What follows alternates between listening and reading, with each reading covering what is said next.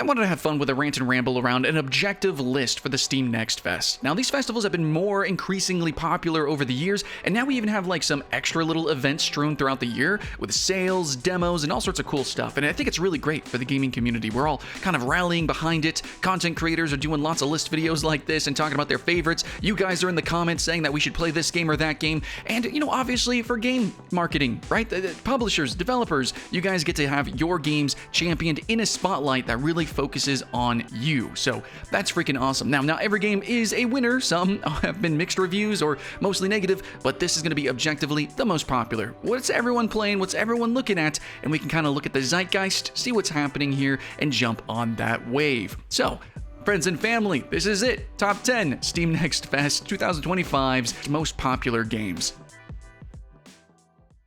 So I'm definitely going to spend more time on some of these than others, but number 10 is going to be one that I would love to just rant on. Maybe it even deserves its own dedicated video.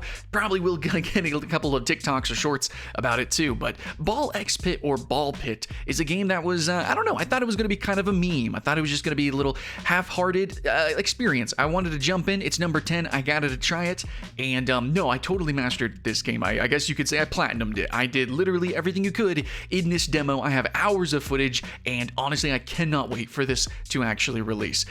So basically, oh man, I'm actually somebody who records a lot of the trailers and commercials that I see for mobile games because I want to make fun of them in a YouTube video pretty soon. A lot of them are Gooner games, but I'm sure you guys have also noticed there is this trend of mobile games where they have like these mini games or whatever. Sometimes they're actually included in the app, but most of the time they're not at all. But they're kind of these interesting or evocative premises, and a lot of the time you'll see gameplay that looks a lot like this, right? Where it's just like shooting balls and things are multiplying and just ricocheting all over the place. It's chaos and it looks really cool, but that experience is not quite fulfilled in those games. If most of the time it doesn't even exist. Baal Pit was like, hey, what if we just made that freaking game? Not only that, but I gotta kind of celebrate it from a game design standpoint because it literally tackles this concept of like mobile games having like different segments, like a town building segment and then like, you know, an action game segment. Baal Pit also does that, but it does it right. And this is one thing that I really want to say is that Baal Pit throughout the entire experience is utterly about balls in a pit. Like, it is all about throwing and ricocheting and mastering that element. Now, as somebody who was a Grandmaster Hanzo back whenever there was Scattershot, look, I'm just really into the ricochet puzzle concepts. You know, my favorite thing to do in the old Super Nintendo, bust a move, man, was like the puzzle elements where it's like, okay, take my time and all that. This is really cool because it doesn't give you the time. It does not give you time to puzzle it out. It is a real-time, action-packed adventure, I guess you could say, with different characters, different power-ups, evolutions, fissions and fusions, and all sorts. It's wild. It absolutely just doesn't cease. And this is just the demo. I cannot wait to see what it has in store for me. But one last thing to rant on is that even though it does look very chaotic and maybe chance-based, I'm telling you right now that for me personally, as the pro gamer, no, this actually really tickled my brain in a great way. There really is a ton of skill, player expression. A lot of emergent things happened to me when I was playing this title that I think a lot of you guys are going to get into. I know it just looks ridiculous right now, but I promise you get into the game and you'll very quickly be chewing on the substance that is utterly the entire game, Baal X Pit. The only thing I have to say actually is I'm surprised it's not higher on the list, but likely because it's just a shorter demo. Otherwise, you know, this is just the most popular demos on the Steam Next Fest 2025, guys. Popularity, it doesn't say everything, but man, am I glad that I got to play this game, seeing it at number 10. At number 9, we have Warborn Above Ashes. This I did not get to play. Very sadly, I had it at the very bottom of my list because I actually wanted to spend the most amount of time. Ended up sleeping in, and I missed, yeah, they had a server update. Anyways, this game looks really cool, and I've played every game that's similar to it, so let's just go ahead and rant that out.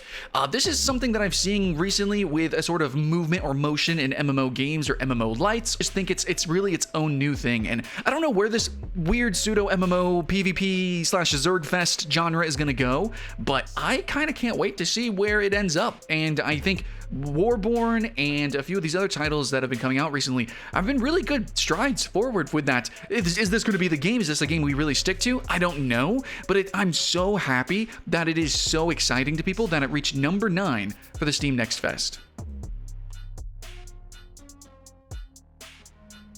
Number 8, we have Solo Leveling Arise Overdrive. And no, I didn't play this game. I did not want to play this game. I didn't want to. I'm pretty sure it just reached number 8 because it, like, you know, it's a spectacle fighter. Oh, it does have co-op, which I don't think canonically makes sense or whatever because it's solo leveling. So why is it co-op?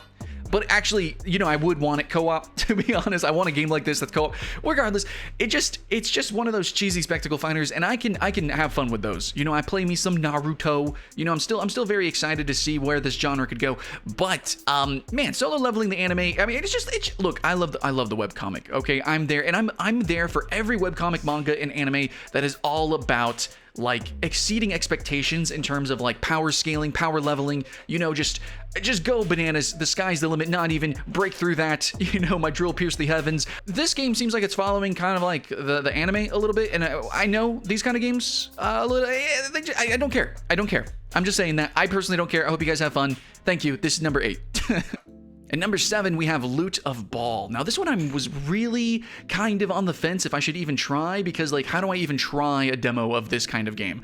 I don't even know how to show this to you guys. The footage is going to be weird because, like, technically this is one of those games that, like, sit on your desktop. And I actually would love to do an essay on this style of game and, like, the emergence of these AFK-style incremental games and how creative they've becoming. I know there's, like, a village one. I know there's a fishing one. So I think this one actually has more chew to it than other crunchy incremental games. Crunchy means like number crunchy.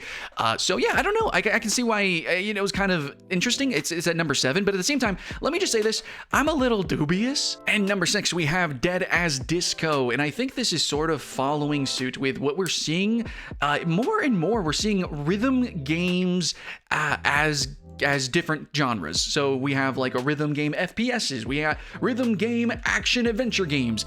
And I guess now Dead as Disco is sort of like a rhythm beat 'em up, which I'm gonna be honest, kind of makes a lot of sense. Like the way that historically I've played beat 'em ups with very like static set spawn timers and things, it does kind of, you get a rhythm when you play these games. And I could totally see like the leap of logic to be like, yo, why don't we just go ham with this, you know? So I didn't actually get to play this game. It looks like a lot of people really enjoyed it, and I can totally see why. A lot of very popular, very well received critically, and just like in general, like you know, not even just gamers or critics, but like everyone has kind of been re-enjoying rhythm games lately in terms of how they have been emerging into new genres. I would give this one a shot, but you know, what a wacky concept. I kind of wish I got to this one. What do you guys think? Let me know. And halfway on the list, we have UFL, which even though I don't play a lot of sports games, I have been very interested in seeing it. I know we actually do have almost like a freaking Blue Lock clone-ish game coming out that a lot of people have been playing lately. I don't know, I think it's a little cheesy for me. UFL does seem to be a little bit more sincere, a little bit more tactical, but it just straight up looks like, hey, we're doing FIFA, but maybe better. So I can see why it's so popular. Soccer, UFL, finally a competitor on PC that, you know, isn't just like a $60 like EA Games title. That's awesome. Please, let's get more of those. Thank you, because I do miss playing sports games. I miss caring about them without all the gacha and ridiculousness that I'm not going to support. By the way, coming up, gacha / Pokemon card video coming up. Yeah. Anyways, UFL. I didn't get to play it, but it looks interesting, and I want to see more. But I'm going to be honest, I've been playing a lot more of the sports, like literal Blue Lock style, like anime sports games on Roblox. But this one looks pretty cool too. Okay, number 4, of course we gotta have one of these guys. We have a friend slop title, Mimesis.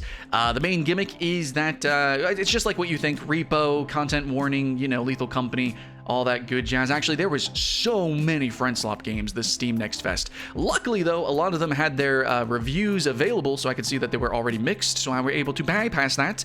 Also, upcoming, probably got a friend slop video coming up, which I'm pretty excited for. But Mimesis, is it going to be one of the good ones? Is it one of the bad ones? I sadly did not get to have any friends to come join me. So please click the link in the description so that we can, you know, play together. We have a Discord video game party club.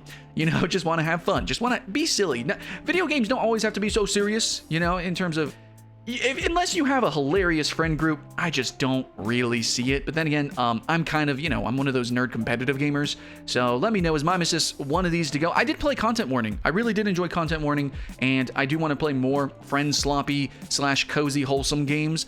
But is Mimesis it? I don't know. I decided to take a pass, but let me know what you guys thought. A lot of people did decide to play this. It was at number 4.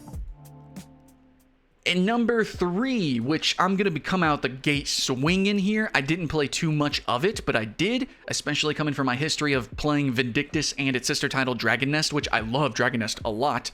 Man, Vindictus feels like they tried to turn Vindictus, like almost to a point of asset flipping, but kind of updated. They took Vindictus and made it sort of like a Souls like, I don't want to say Souls-like, but like it's more Souls-inspired, more streamlined of an experience, potentially. A little more Western palatable, maybe.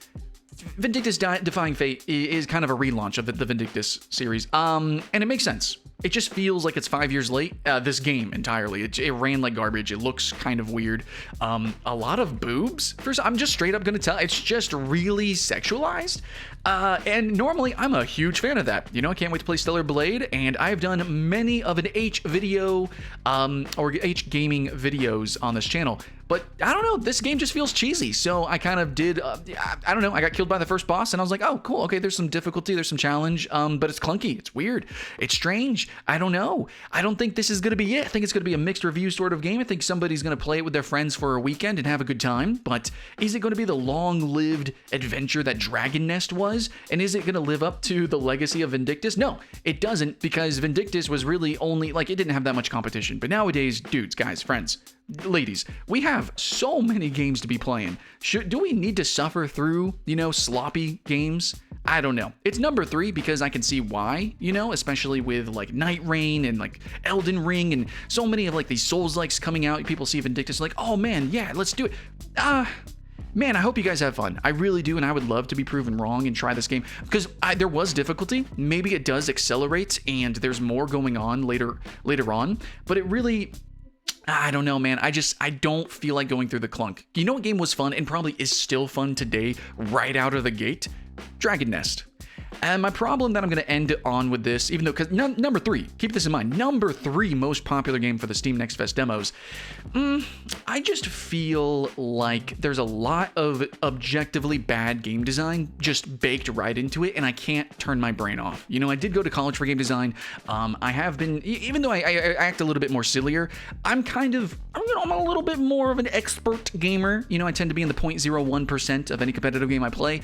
And look, I can't not tell when a game has like awkward, unskippable menus and really bad pop-in and like bad menu design and just in general, like just bad shit, okay? Vindictus is going to scrape your eyeballs, but if you can somehow get through that, I have a feeling there might be some real legitimate gameplay here. It's not autoplay by any means. In fact, I died to the boss, you know? It was just a little grueling to get there. So sorry, that's my scathing review. I hope I can be proven wrong. Maybe later on, you know, it kind of evens out. But man, if you're not having fun right out the gate, you know, if the demo isn't the best, I just hate the pace. I just hate the pace so much. I can't stand it. That's it. Number 3.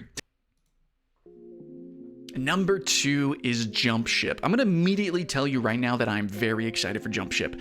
I didn't play as much as I wanted to. I ran out of time because I kind of woke up and this was the game that I wanted to play, especially after playing WildGate. But man, this game really could be a lot of fun with friends. And I know we talk about friend slop, right? Friend slop games. Jumpgate is not a friend slop game, but it's one of those games that if you played with friends, I think it would give you like the ridiculous, chaotic insanity that those games can sometimes have, but then also be like a sincere attempt at like something that's a little bit more cerebral, that really gives you something to chew on, that's a little more crunchy, you know, like there's just more going on. And at the same time, even though it looks the way that it looks, and you are seeing my gameplay as well as trailer footage, it played pretty good. You know, it played pretty decently. Now we'll see as like, you know, more complex situations arise and like more players are playing inside of it. I hope that it continues to perform, but man, I'm really into sci-fi lately, like very Interstellar, Ad Astra, you know, very like, I just want to chew on more philosophical or more technically competent things. So Jump Ship really kind of making me think a little bit of how I actually maneuver around my ship, the timing, every mechanic that this game has is sort of just like a level up from other games that I've seen.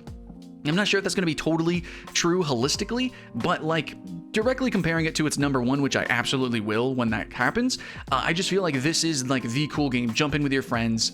You know, you're all going to be manning a ship, repairing the ship, jumping out into space, and doing some really sick-ass PvP that I think looks really good, too. Of course, it's very sci-fi, and if you're into the whole sci-fi, you know, anti-gravity, you know, explosions, man the deck kind of shit, yeah, absolutely, John, I'm sorry. I think this game deserves a lot more better vocabulary here, but at the same time, just a demo, just my first experience. And honestly, in a lot of ways, I don't think you need to be like a freaking doctorate. You know, I don't think you need to be a literal astronaut to just jump in with some friends and just blow some shit up or get blown up, because that's really honestly probably going to be what the fun is for this game. And I think a lot of people are seeing that. I'm so happy to see that. It's at number 2. And our final number 1 most popular demo, the Steam Next Fest 2025, is WildGate. And I think here would be a good time to say the disclaimer for those who are taking this list very seriously, that this list might have skipped certain demos of popularity technically, because those demos already existed before the Steam Next Fest. I don't know if I should have included WildGate, because like I think technically it did have a beta, but also it opened up specifically for the Steam Next Fest. I hope all that works out. Whatever. Anyways, WildGate, at first, when I first played this, I was like, neat. The second time I played it, when I played a real PvP match, I was like, oh, whoa, this is kind of, it's starting to peak. It's starting to be really cool. But even then, I still have this feeling. Okay, I'm going to lay it out. WildGate, super cool. Jumping out into, it's just like Jump Ship, except PvP, and it's kind of like, I don't know, it's like, it's an extraction shooter. Okay, it's like Overwatch in space extraction shooter is maybe sort of how it's being sold. It's not exactly that. You know, a lot of the characters play very similar. Everyone's going to be doing very similar things. It's not like you have dedicated pilots or dedicated engineers or dedicated roles of any kind, even though you have different heroes that specialize. Everyone's kind of doing a very similar thing. That's fine. It just works better in Jump Ship. Like, if you want the whole, like, engineering, repairing, and strategizing, and, like, getting loot to, like, build up your ship thing, Jump Ship is better. WildGate, it just is a different genre, and it's made more approachable, I think. So, if you're younger, I would have to say, newer to video games, or, like, I'm gonna straight up be belligerent here. If you're a console gamer, if you play with a controller, WildGate is kind of the game for you. Anytime I've ever experienced a game like this, such as like Gigantic, Block and Load, I mean, there's been a ton of fantastic like free-to-play or just online experiences that I've loved and I think you guys would have fun with. Like, WildGate's a cool game, but that's not gonna save it, you know, from the chopping block, is all I'm saying. Like, in the long term, does WildGate have the sticking power? I'm not sure, but I will, even though I'm saying that, it's such a weird feeling, but WildGate is like a must experience kind of experience. It's like, you gotta do it at least once, you know? And I think a lot of people, again, are gonna have a great time, jump in with your friends, have a weekend with it, you know? But I think that's gonna be it. Is it gonna be like the years of Overwatch? Is it gonna be like the years of like a bunch of other different type of titles that kind of ring similar, you know, rhyme with Blizzard games? It is from ex-Blizzard developers, and I think a lot of reviews have really tried to glow on it, but I really feel like it's very surface level. In terms of longevity as a games as a service, as a competitive game, especially in the genre of like the most dead games ever lately, extraction shooter, dude, the guns just don't sing for me, and the gameplay is, the PvE just really isn't in there, and everything that I can compare it to, it just like those games do it technically better. You know, the shooting, the guns are more interesting, or the ship engineering is better, and Jump Ship, etc. So WildGate, it's cool, play it, have fun, you know, but am I paying $60 for it? Am I gonna, you know, master it and try to esport it? No. It was a great demo. I'm glad we're all having fun, but they're gonna need to really step it up when it comes to the full release. That's just my opinion. That's my hot take, and I hope that's fine. And that is the objective most popular Steam Next Fest demos being played right now. What do you guys think of these games? What do you think about what I gotta say about these titles? Regardless, if you want to see more of like demos I recommend that you should actually play, or, you know, upcoming games, you know, maybe we can try to do that. But I am trying to steer the conversation a little bit more philosophically about games and anime and stuff and things. If that's cool, like and subscribe. We're gonna try to make this happen one way or another. Kind of going for a Toonami/Adult Swim vibe. That sounds fun. Let's go. Much love, friends and family. I'll see you in the next one.